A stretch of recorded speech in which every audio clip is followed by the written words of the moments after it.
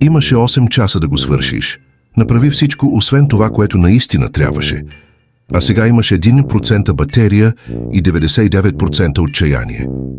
Отлагането не е мързел. То е форма на тревожност, облечена в удобство. Това е страх от провал, още преди да си опитала. И по средата на целия този хаос – възглавницата. Винаги там, готова да те прегърне, докато светът около теб се срутва. Ако това те описва по-добре от хороскопа ти, абонирай се. В една и съща потъваща лодка сме. Трябва да изпратиш имейл. 3 реда.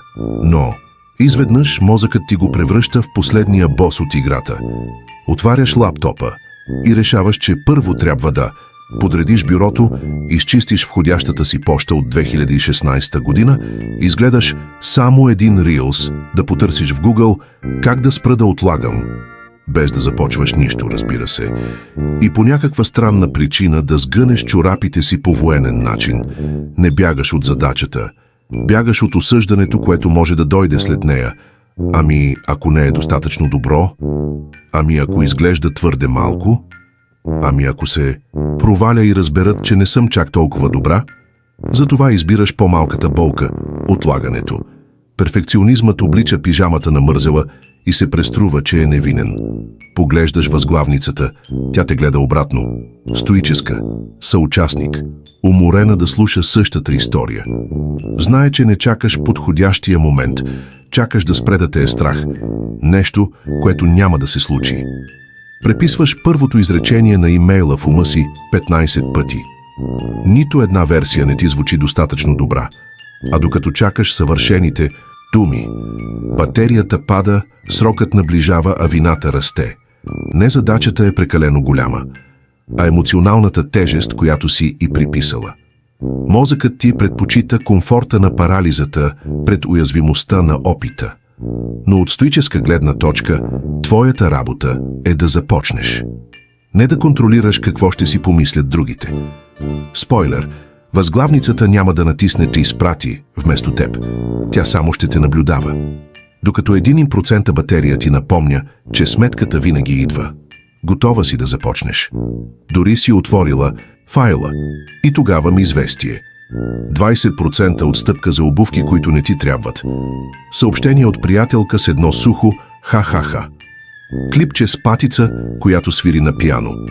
И падна в капана. Задачата?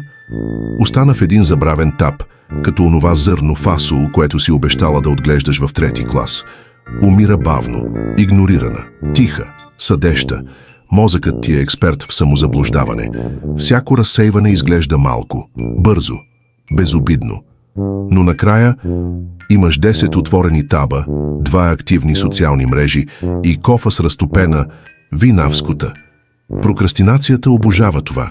Мигновена награда, лесна допамина, елегантно бягство, защото истинската задача изисква усилие. А лайкът, скролът, още 5 минути дават кратко облегчение, плитко и пристрастяващо. А когато телефонът писне с 1% батерия, оглеждаш се, сякаш си се събудила от транс, нищо не е свършено. Но всичко е докоснато, лягаш, възглавницата те чака, не те утешава. Просто те обгръща в мълчанието на едно повтарящо се поражение. Не си загубила фокуса. Замени продуктивния дискомфорт с дигитална опойка. Възглавницата вижда всичко. Знае, че не искаше да стигнеш пак до тук, но знае и, че ще стигнеш. Утре ще стане, обещаваш. Ще станеш рано, ще си продуктивна, ще промениш живота си. Утре е денят, само че утре идва с подпухнали очи, тежка глава и изтощен телефон. И отново се събуждаш късно, без търпение и със същата мигаща задача в ума.